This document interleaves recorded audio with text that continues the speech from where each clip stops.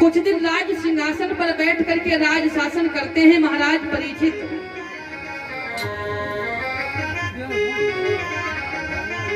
आगे देखते हैं एक दिन महाराज परीक्षित ने सोचा कि हम सभी सेनापति सूरवीर सरदारों को लेकर के जंगल में शिकार खेलने के लिए जाएं। लेकिन एक बात बताएं, शिकार करके राजा लोग पहले खाया करते थे क्या? कहा कि नहीं।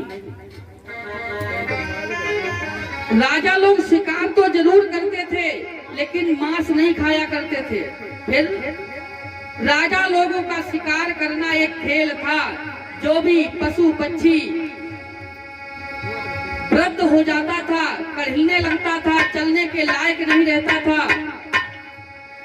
राजा को यही श्राप देता था। यहाँ का राजा कैसा निर्दयी है, कैसा निर्दयी है जो मुझे मार नहीं देता है। कढ़िल कढ़िल के चल रहे हैं, रेंग रहे हैं, इससे तो अच्छा मेरी मौत ही हो जाए। तो उसी को राजा लोग मार देते थे। चले हैं महाराज परीक्षित शिकार खेलने के लिए।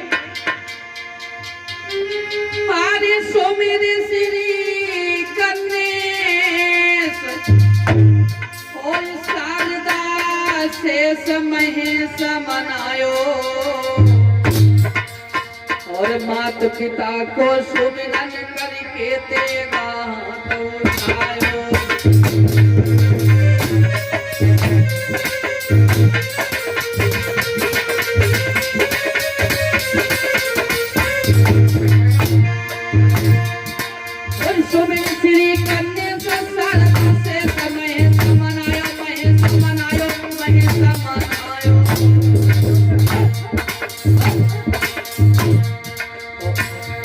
और माता पिता को सुमिरन करके तेगा उठाओ।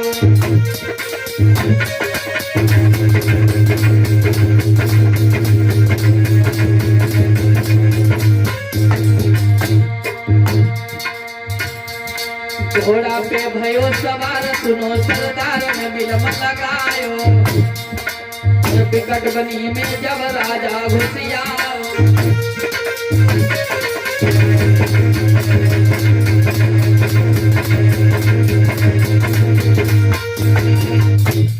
महाराज परीक्षित शिकार खेलने के लिए चले और जाकर के जंगल में पहुंचे हैं। जो भी सेनापति सूरवीर सरदार साथ में गए थे वो पीछे ही रह गए। घोड़ा पर बैठ करके महाराज परीक्षित आगे बढ़ते हुए जा रहे। बाद में वो सूरवीर सरदार जो भी गए थे वो वापिस लौट आए। अकेले महाराज परीक्षित जंगल में पहुंच गए। उन्होंने कुछ देखा है। क्या देखा? और वो समय कौन सा था? द्वापर का अंत समय था और कलयुग की बारी आई थी।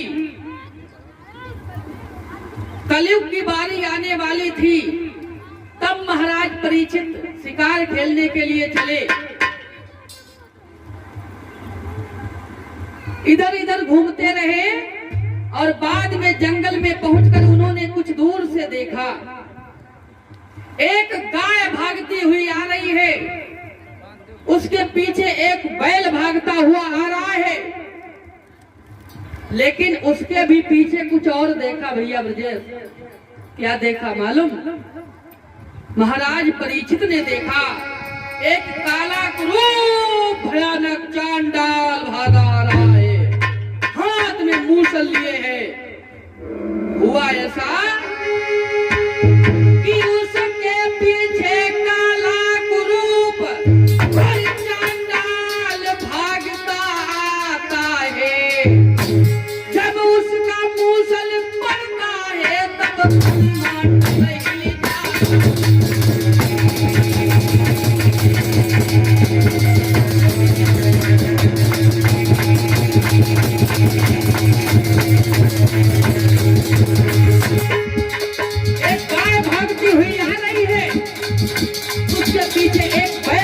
हुआ आ रहा है। इसके भी पीछे देखा एक काला क्रूप चांडाल भाग रहा है, हाथ में मूसल लिए है। काला क्रूप वो चांडाली पीछे से भागता आता है, जब उसका मूसल पड़ता है तब हिल जाता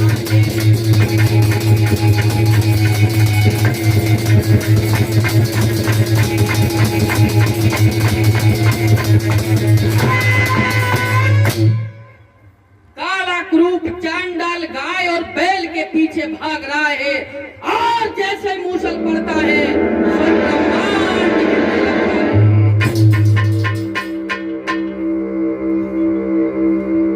महाराज परीक्षित ये देख करके बड़े भयभीत हो गए, अचंभे में पड़ गए। एक मैं देख रहा हूं मेरे राज्य शासन में एक कौन गाय और बैल को मार रहा है।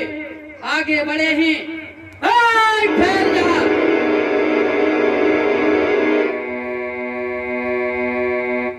तुझे ये नहीं मालूम यहाँ का राज्य कौन संभाल रहा है? तूने क्या समझ लिया है? क्या समझ लिया इतनी जल्दी? भारत का जमाना बीता है, यदि बात यहाँ पर रहे नहीं पर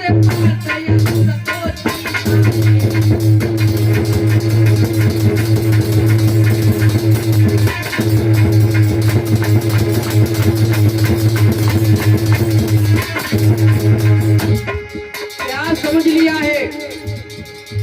गाय बैल को मार रहा है। कौन है तू? मेरी बात जरा ध्यान से सुन। अगर तूने हाथ उठा दिया तो मालूम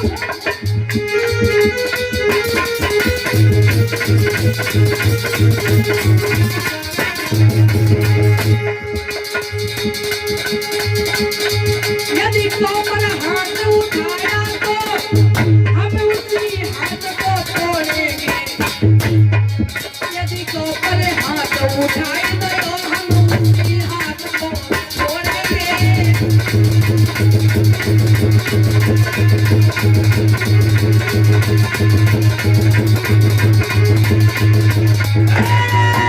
सावधान हो जा। गाय और बैल लम्हा रहे हैं।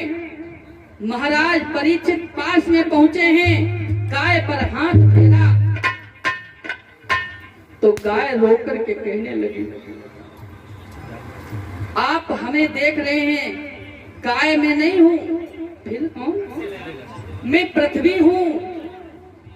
हम अब रसातल को चली जाऊंगी, क्योंकि आगे एक कलयुग आ रहा है, बहुत परेशान करेगा। आगे धर्म कर्म कुछ भी नहीं रहेगा। और जो देख रहे हैं पीछे बैल, ये बैल नहीं है, फिर कौन? ये धर्म है। धर्म भी कोई नहीं मानेगा आगे कलयुग में। महाराज परीक्षित ने कलयुग को जाकर के फटकार मारी, क्यों मार रहा है इन्हें? क्या बात है? हम तुम्हें मार देंगे। कलयुग कहने लगा, मार कैसे दोगे परीक्षित महाराज? मेरा तो नंबर आना ही आना है, हमें तो आना ही है, और आकर के ही रहेंगे। महाराज परीक्षित कहने लगे, अरे इतना दुस्साहस हमसे बात कर रहा है ऐसे? लेकिन हम तुझे इस राज्य में नहीं रखेंगे, यहाँ से भगा देंगे। कलयुग कहने लगा, आपने हमारी बुराई तो सुन ली, लेकिन हमारे अंदर कुछ भलाई भी है। अवगुण तो सुन लिए, लेकिन मेरे अंदर गुण भी हैं।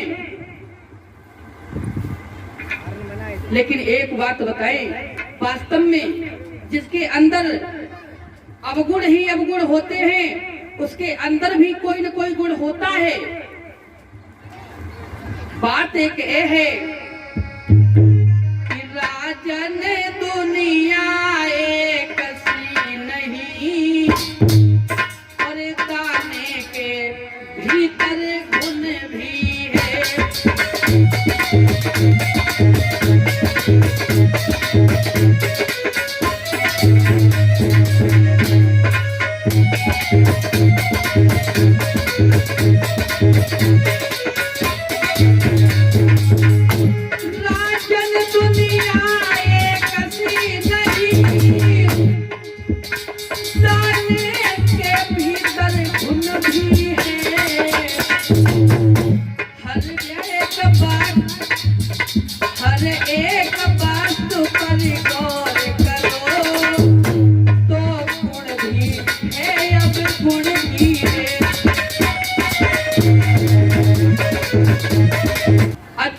देखी जाए तो महाराज परीक्षित कहने लगे तुम्हारे अंदर गुण कौन से हैं? अब गुण हैं तो हैं ही हैं, लेकिन गुण कौन से हैं? तो कहा है कलयुग ने सबसे बड़ा मेरे अंदर एक गुण है। कौन सा? सतयुग द्वापर त्रेता युग में बिना किए का पाप लग जाता था, लेकिन इस कलयुग में जब तक करोगे नहीं तब तक भरोगे नहीं। पहले क्या था? सतयुग द्वापर त्रेता में मनसा पाप लग जाता था। जैसे गलत विचार आपने बनाए, भले ही मत करो वो, लेकिन वो पाप तुम्हारे ऊपर लग गया। ये क्या हुआ इस कलयुग में कि सतयुग द्वापर त्रेता युग में और मनसा पाप कहाता था, लेकिन कलयुग में किए बिना अपराध सिर पर आता है।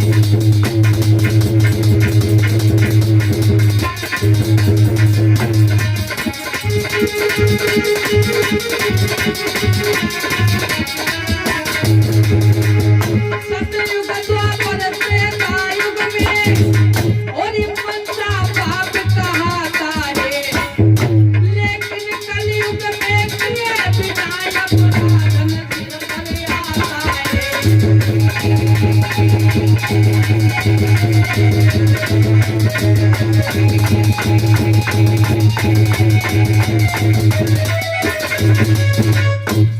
सतयुग द्वापर त्रेता युग में मनसा पाप लग जाता था, लेकिन कलयुग में कोई पाप नहीं लगेगा बिना किए का। करोगे तभी भरोगे।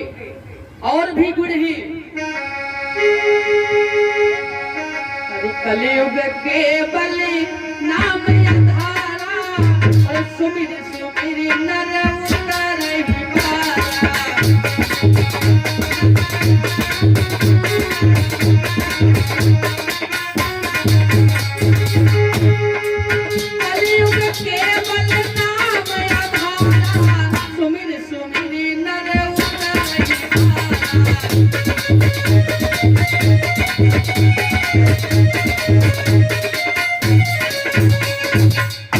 कलयुग केवल नाम आधारा और सुमेरी सुमेरी नर उतर ही पारा।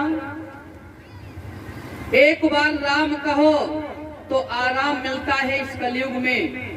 और पहले हजारों वर्ष तक महात्मा लोग तपस्या करते रहते थे, लेकिन कोई आराम नहीं, भगवान की प्राप्ति भी नहीं हो पाती थी।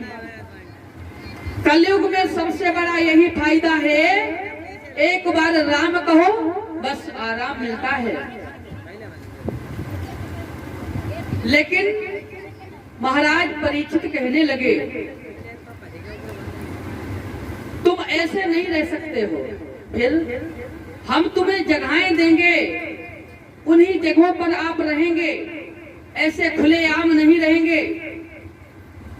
कौन सी जगह आप देंगे हमें? देखो, जहां पर लोग दारू पीते हो वहां पर कलयुग तुम रहोगे।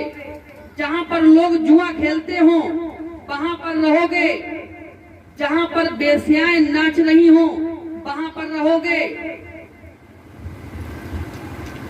महाराज परीक्षित से कलयुग ने कहा आपने इतनी जगहें तो दे दी, सब ऐसी वैसी जगहें दी, लेकिन कोई जगह बढ़िया तो दे दो जिसमें गुजारा हो जाए। महाराज परीक्षित कहने लगे जाओ,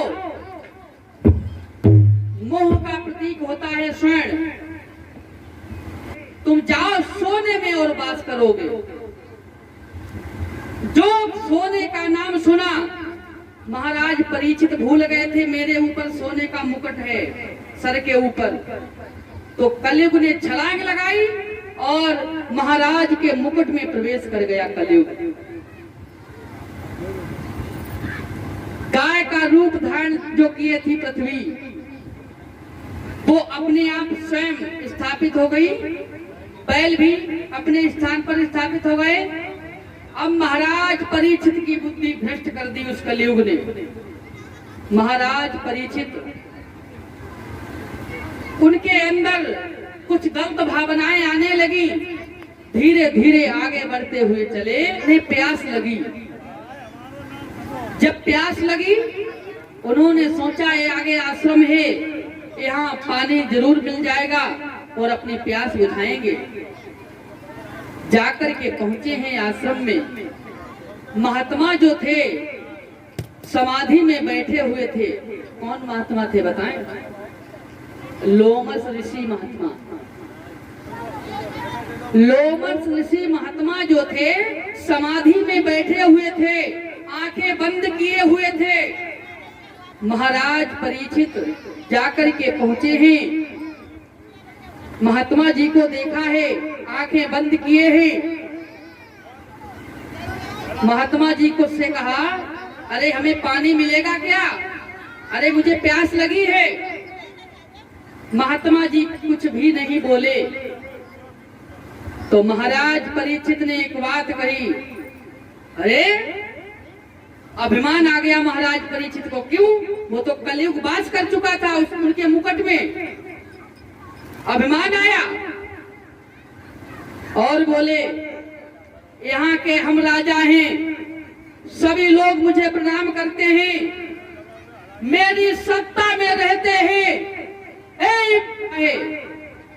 कैसा है महात्मा, सभी मेरा सम्मान करते हैं, आदर करते हैं, लेकिन यहाँ पर हम प्यासे हैं कि पानी भी नहीं पिला रहा है मुझे। लगता है ढोंगी महात्मा है। और एक बात कही,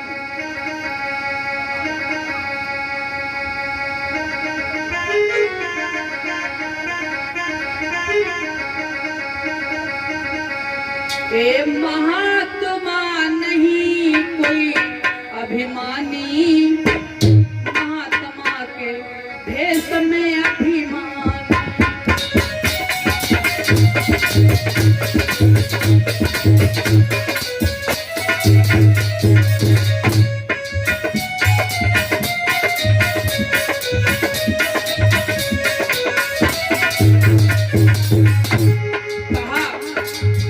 कोई महात्मा नहीं मालूम पड़ता है, ढोंगी महात्मा लग रहा है।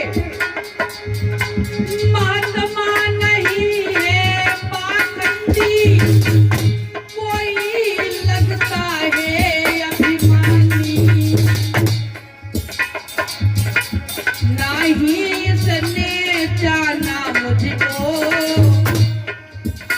आए माखन यहाँ हम पानी।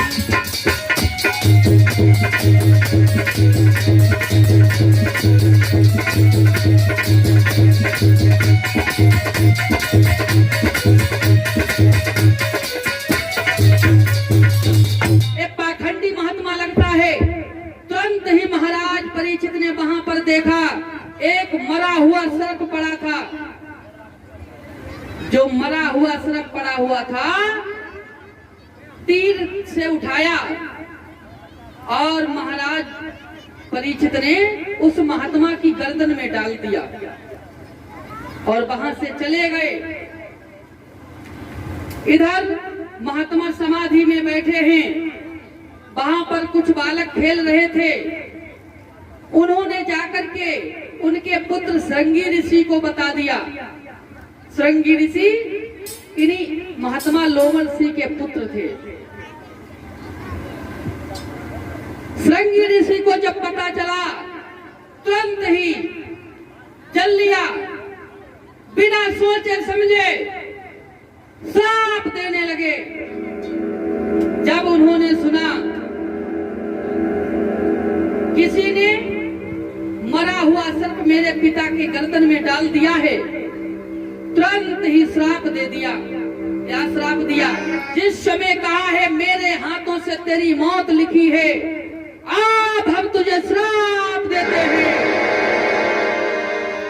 जिस मरे हुए सर्प को तूने मेरे पिता की गर्दन में डाला है, यही सर्प तक्षक का रूप धारण कर लेगा और 7वें रोज तुझे इस दुनिया से यमपुर पहुंचा देगा। ए मेरा श्राप रहा तेरे लिए।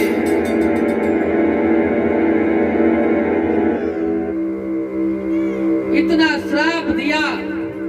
बाद में पिताजी के पास में आए, उस मरे हुए सर्प को गर्दन से हटा दिया। पिताजी की आंखें खुल गई। बाद में पिताजी कहने लगे, ए क्या किया तुमने पुत्र? हम यहाँ की प्रजा हैं, वो हमारे राजा हैं, और तुमने राजा को ही श्राप दे दिया। तुम्हें ऐसा नहीं करना चाहिए था, तुमने श्राप बेकार दे दिया। अब श्रृंगी ऋषि महात्मा कहने लगे, क्या करें पिताजी, अब श्राप तो वापिस नहीं ले सकते हैं, क्योंकि भगवान भी कहते हैं कि मोर बचन जाए पर जाए टीका।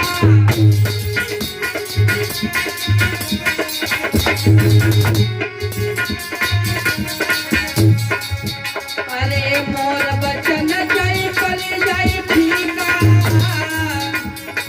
संत बचन पाथर की हलिका।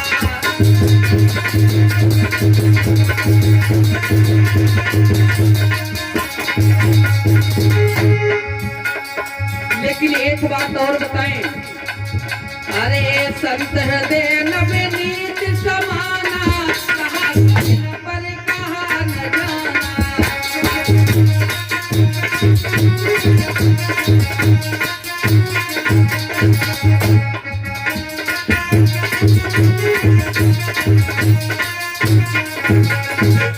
महात्मा दयालु होते हैं, सद्भावना होती है, उनके अंदर सहनशीलता होती है। श्रृंगी ऋषि कहने लगे, मेरा श्राप तो झूठ होगा ही नहीं, सत्य होगा, लेकिन हम खबर करवा देंगे महाराज परीक्षित को श्राप लग गया है। कुछ चेला भेजे और कहा कि जाओ सचेत कर दो महाराज परीक्षित को। कहो जाकर के तुम्हें श्रृंगी ऋषि महात्मा ने श्राप दे दिया, 7वें दिन तक्षक नाग तुम्हें डसेगा, कोई न कोई उपाय जैसा बने वैसा कर लो। और उधर महाराज परीक्षित ने जब घर पर जाकर के वो स्वर्ण मुकुट उतार के रखा, तुरंत ही सब ध्यान आ गया, मैंने क्या रास्ते में किया। अब पछताने लगे, मैंने बहुत गलत किया, बहुत ही गलत किया। महात्मा जी के गर्दन में मरा हुआ सर्प डाल दिया, मैंने उनका अपमान कर दिया। महाराज परीक्षित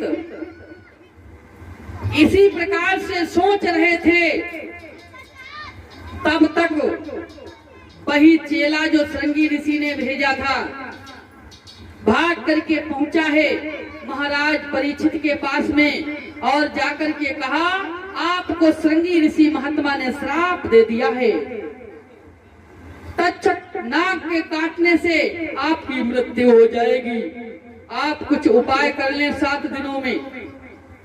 तो महाराज परीक्षित आगे वहां से चले हैं, जाकर के गंगा जी के किनारे पहुंचे हैं, जहां पर 88,000 महात्मा लोग बैठे हुए थे।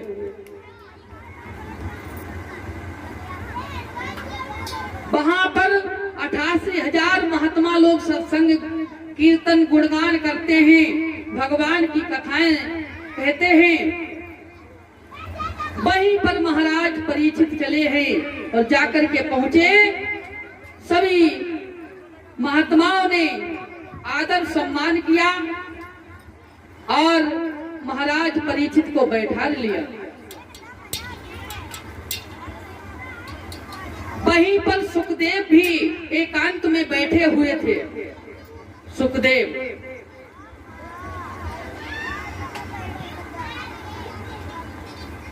लेकिन एक बात और भी बताएं, सुखदेव जी का जन्म कैसे हुआ था? सुखदेव एक पूर्व जन्म में थे तो थे कौन?